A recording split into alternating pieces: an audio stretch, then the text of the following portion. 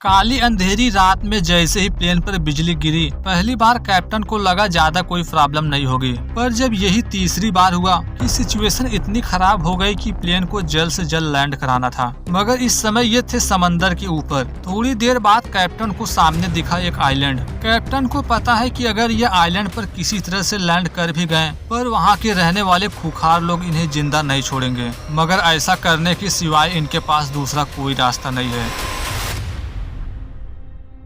Story की शुरुआत हुई एक पायलट से। वह फोन पर अपनी बेटी से बात करते हुए प्लेन की तरफ जा रहा है। प्लेन में जाकर सारे चेकलिस्ट को पूरा किया, मगर जब टेक ऑफ की बारी आई तो पता चला प्लेन में एक खूनी है। कैप्टन को खूनी को भी अपने साथ ले जाना था। इस तरह कैप्टन उसे साथ ले जाने की जिम्मेदारी ले लिए। सभी पैसेंजर के आने के बाद प्लेन रनवे की तरफ बढ़ी। टेक ऑफ के बाद कैप्टन अपने साथी को पायलट को अपनी बेटी की तस्वीर दिखाएं। बताते हैं हम दोनों की सिवाय इस दुनिया में हमारा कोई नहीं है। पिछले कई सालों से ये दोनों एक दूसरे से मिले नहीं हैं, पर अब जल्द ही मिलेंगे। प्लेन का शुरुआती सफर ठीक ठाक रहा। पूरे दिन के सफर के बाद हो चुका था अंधेरा। अंधेरा होते ही अचानक से मौसम खराब होने लगा। कैप्टन रेडियो की हेल्प से एटीसी से कांटेक्ट करने की कोशिश किए, पर कंट्रोल टावर से कांटेक्ट हुआ ही नहीं, क्योंकि इस खराब वेदर में रेडियो काम करना बंद कर दिया था। शुरुआत में मौसम इतना भी खराब नहीं था कि प्लेन आगे नहीं बढ़ सकती, पर जैसे जैसे टाइम गुजरता गया मौसम खराब होने लगा। अब तो लाइटनिंग स्ट्राइक भी होने लगी। अचानक प्लेन पर बिजली गिरने की वजह से यह डिसबैलेंस हो गया। थोड़े समय बाद चीजें जब कंट्रोल में आई तो उनमें से एक पायलट पैसेंजर के बीच गया ताकि जान सके कि सब कुछ ठीक है या फिर नहीं। इधर इन्हें जैसे ही लगा कि अब सब कुछ ठीक है, अचानक दोबारा से प्लेन पर बिजली गिरी। दूसरी बार पहले बार की अपेक्षा प्लेन कुछ ज्यादा ही डिसबैलेंस हो गया। कॉकपिट की तरफ आ रहा पायलट गिर पड़ा फर्श पर। फिलहाल कैप्टन जैसे तैसे कैबिन में पहुंचे। सीट पर बैठते ही को पायलट से कहने लगे कि प्लेन को जल्द से जल्द लैंड कराना होगा, क्योंकि अगर तीसरी बार प्लेन पर बिजली गिरी तो प्लेन को क्रैश होने से कोई नहीं बचा सकता। इस तरह देरी किए बगैर प्लेन को नीचे ले जाने लगे। प्लेन की ऊंचाई जैसे ही कम होनी शुरू हुई, यात्री घबराने लगे। इसी टाइम एक पैसेंजर सीट बेल्ट ही ओपन कर दिया। ये देख जो बंदा क्रिमिनल को लेकर जा रहा है, एक पैसेंजर को ऐसा करता देख वह भी सीट बेल्ट ओपन कर लिया। पर इन्हें ये नहीं पता कि प्लेन तेजी से जा रहा है नीचे। ऐसा होते ही वो ऑफिसर छत से जा टकराया। ये टक्कर इतनी जोरदार थी कि उसकी वहीं मौत हो गई। प्लेन की ऊंचाई जैसे ही कम हुई, कैप्टन देखते हैं कि हम इस समय एक आइलैंड के ऊपर हैं। सिचुएशन इतनी खराब हो गई कि कैप्टन यहीं पर लैंड करने का फैसला किए। इस तरह प्लेन धीरे धीरे आइलैंड के करीब जाने लगे। एक पल के लिए लगा कि प्लेन क्रैश कर जाएगा, पर कैप्टन की सूझबूझ ने आखिरकार प्लेन को आइलैंड पर लैंड करा लिया। सही सलामत लैंड करने की वजह से कैप्टन बहुत खुश थे। आगे सभी पैसेंजर देरी किए बगैर प्लेन से बाहर निकले। बाहर आकर एक एयर होस्टेस कैप्टन के पास गई। बताती है कि प्लेन में एक ऑफिसर की डेथ हो चुकी है। इधर प्लेन जैसे आइलैंड पर लैंड किया, प्लेन जिस कंपनी का था उसके ओनर को इसकी खबर मिल गई कि उनका प्लेन कहीं गायब हो चुका है। जैसा कि इस समय प्लेन ना ही अपने लोकेशन पर लैंड किया है, ना ही किसी से कांटेक्ट हुआ था, इसलिए ओनर एक रेस्क्यू ऑफिसर्स को बुलाया। उसे ही प्लेन को ढूंढने का काम सौंपा गया। वहीं दूसरी तरफ आइलैंड पर कैप्टन बाकी पैसेंजर को बताते हैं कि प्लेन में अभी भी इलेक्ट्रिसिटी बाकी है। हमें उम्मीद है कि प्लेन रीस्टार्ट हो जाएगी, इसलिए किसी को भी घबराने की जरूरत नहीं है। इलेक्ट्रिसिटी की जांच शुरू हुई तो पता चला प्लेन में बिजली तो बहुत कम है। इतने से प्लेन टेक ऑफ नहीं कर सकता। अब इनके पास किसी दूसरे के आने का इंतजार करने के सिवाय दूसरा कोई रास्ता नहीं था। इसी टाइम को पायलट कैप्टन को इस आइलैंड के बारे में कुछ बातें बताया। वह ये था, यह एक प्राइवेट आइलैंड है, इसलिए आइलैंड पर रहने वाले लोग किसी भी सरकार या फिर देश को नहीं मानते। इन्हें इसी बात का डर है, क्योंकि अगर वे गलती से भी यहाँ पहुँचे तो वे इन्हें नुकसान भी पहुंचा सकते हैं। अगर एक बार ये उनके हाथ लगे तो इनकी सरकार भी चाहकर इन्हें नहीं बचा सकती। काफी सोचने के बाद कैप्टन ने फैसला किया कि चाहे जो हो जाए, अभी के लिए हमें रेडियो ठीक करना चाहिए, तभी हमें किसी तरह की कोई मदद मिलेगी।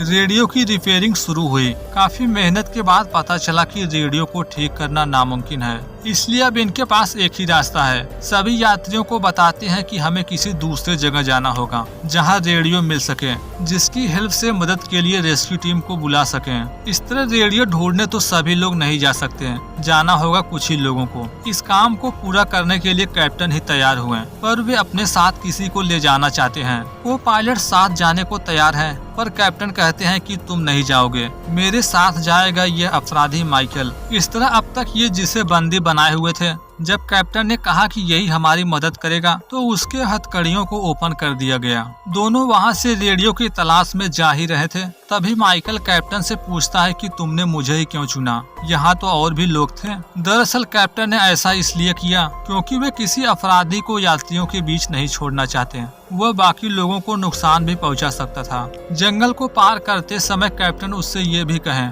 अगर तुम्हें लोगों का सामना करना ही है तो उन लोगों का सामना करो जो हमारे साथ बुरा कर सकते हैं। इधर कैप्टन रेडियो की तलाश में जंगल में भटक रहे थे कि इसी समय आइलैंड पर रहने वाले लोगों के पास एक बंदा पहुंचा। वह बंदा अपने लीडर को बताता है आइलैंड पर एक प्लेन इमरजेंसी लैंडिंग की है, उस तक ये खबर पहुंचाने के बदले उसे कुछ पैसा दिया। वह खुश इसलिए है क्योंकि उसका प्लान है सभी यात्रियों को लूटना। दूसरी तरफ कैप्टन रेडियो की तलाश में अभी भी आगे बढ़ रहे थे। पिछले काफी लंबे समय से दोनों के बीच बातचीत भी हो रही थी, और थोड़ी देर बाद कैप्टन को एहसास हुआ कि माइकल की आवाज आनी बंद हो गई।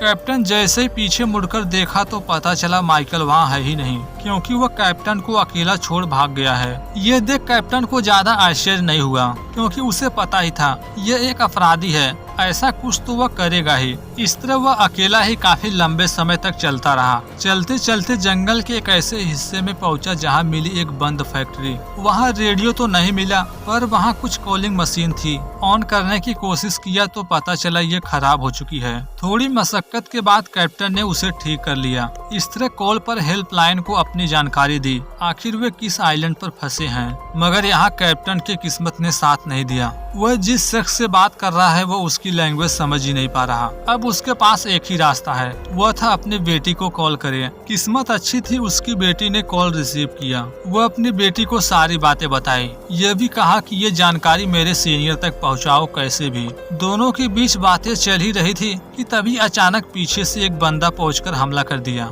अचानक हुए हमले से कैप्टन को संभलने तक का मौका नहीं मिला, पर जैसे ही खुद को संभाला सामने वाले का पीट पीट कर बुरा हाल कर दिया। एक शख्स को देख ये लगा कि यहाँ और भी लोग होंगे। देरी किए बगैर एक कोने में छुप गया। थोड़े समय इंतजार के बाद पता चला सच में यहाँ कोई है जो दबे पांव आ रहा है उसी की तरफ। करीब आने पर पता चला यह कोई और नहीं बल्कि बीच रास्ते में साथ छोड़ने वाला माइकल अपराधी था। पर यहाँ उसके पास कई सारे हथियार थे। उसे पता है कि कैप्टन यहीं कहीं छुपा होगा। कहने लगा कि जहाँ पर भी हो बाहर निकलो, अगर मैंने धूल निकाला तो बहुत बुरा होगा। कैप्टन भी देरी किए बगैर बाहर निकला। बाहर आकर पता चला यह क्रिमिनल उसे नहीं मारना चाहता बल्कि आया है उसकी मदद करने। कैप्टन को भी हथियार दिया। कहने लगा यहाँ बिना वेपन के रहना सुरक्षित नहीं होगा। इस तरह ये दोनों पूरी सावधानी से नीचे आने लगे। थोड़ा और नीचे आने के बाद सामने एक हॉल मिला जहाँ रखा गया है कैमरा। कैमरे की रिकॉर्डिंग को देखने पर पता चला आइलैंड पर रहने वाले लोग, इस आइलैंड पर जो भी आकर फंस जाते हैं, यहाँ के लोग उन्हें बुरी तरह टॉर्चर करते हैं। उन्हें वापस जिंदा छोड़ने के बदले उनके परिवार वालों से काफी अच्छा मुनाफा मांगते हैं। ये सब देख कैप्टन को एहसास हो चुका है प्लेन के पास जो इनके साथी हैं वे सेफ नहीं हैं। हमें जल्द से जल्द वहाँ पहुँचकर उन्हें बचाना होगा। इस तरह देरी किए बगैर दोनों नीचे उतरे। पास में एक गाड़ी थी, ये था उसी शख्स का जो यहाँ पर आया था इन्हें मारने। इस तरह ये जल्दी से प्लेन क्रैश लोकेशन पर जाने के लिए निकल पड़े। वहीं दूसरी तरफ बाकी यात्री कैप्टन के आने का इंतजार कर रहे थे। थोड़े समय बाद उन्हें गाड़ी की आवाज सुनने को मिली।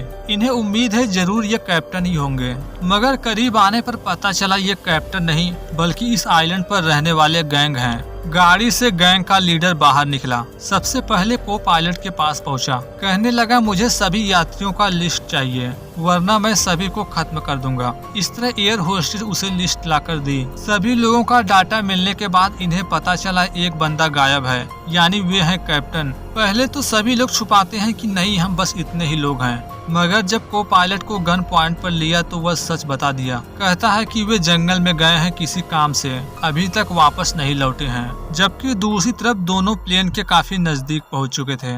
यात्रियों के करीब पहुंचते कि इससे पहले इन्हें गोली की आवाज सुनने को मिली। दोनों लोग जंगल में ही छुप गए।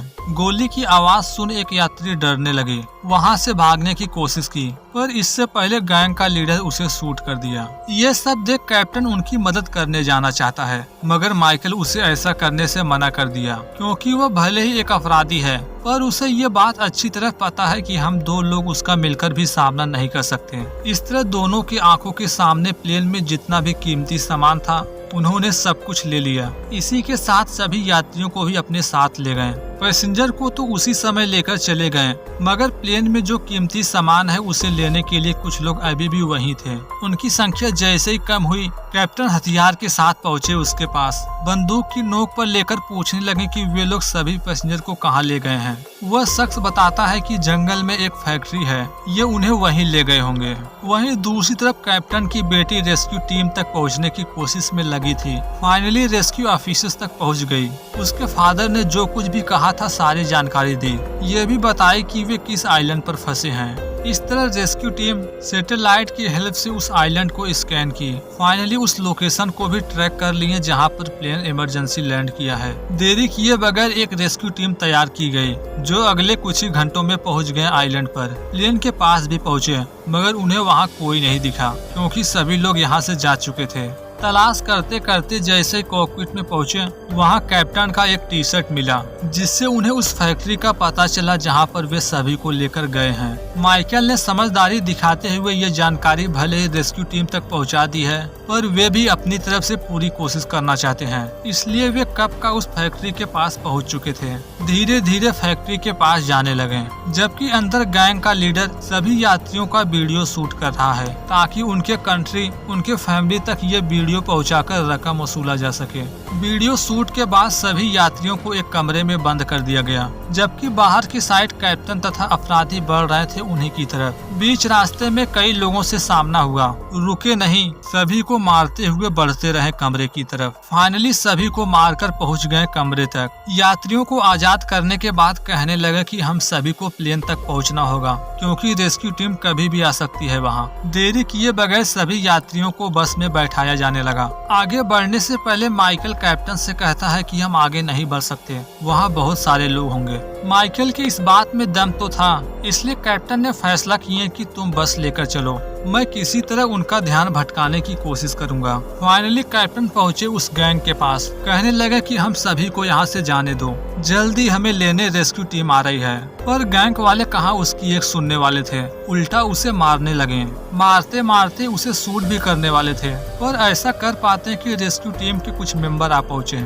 वे एक ही पल में गैंग के कई सारे मेंबर को भून दिए। इस तरह सभी को मारने के बाद कैप्टन को भी बस में बैठाया गया। सभी निकल पड़े प्लेन की तरफ। इनके जाने के जस्ट बाद गैंग का लीडर पहुंचा, देखता है कि उसके कई सारे साथी मारे जा चुके हैं, साथ ही साथ उसका भाई भी मार दिया गया है। यह देख वह बहुत गुस्सा हुआ, चिल्ला चिल्लाकर कहने लगा कि मैं उनमें से किसी को नहीं छोड़ूंगा। वहीं दूसरी तरफ बस से सभी लोग अभी भी जा रहे थे प्लेन की तरफ। रेस्क्यू टीम का एक सदस्य बताता है कि हम एक छोटी टीम में आए हैं, अभी तो हमारी एक बड़ी टीम आने वाली है जो सबको यहाँ से ले जाएगी। ये सुन कैप्टन और परेशान होने लगे, क्योंकि उन्हें लग रहा है जब तक बाकी रेस्क्यू टीम पहुँचेगी उससे पहले तो गैंग वाले पहुँच जाएंगे। फिलहाल अभी के लिए जल्दी से प्लेन के पास पहुँचे। इसके बाद क्या करना है, कैप्टन के पास एक दूसरा प्लान है। फिलहाल अभी सभी यात्रियों को प्लेन में बैठने को कहा गया। सभी के प्लेन में जाने के बाद कैप्टन ने देखा जो रेस्क्यू टीम आई है उनके पास कुछ ऐसी चीजें हैं जिससे प्लेन को ठीक किया जा सकता है। कैप्टन उन्हीं के साथ मिलकर प्लेन को रिकवर करने की कोशिश करने लगा।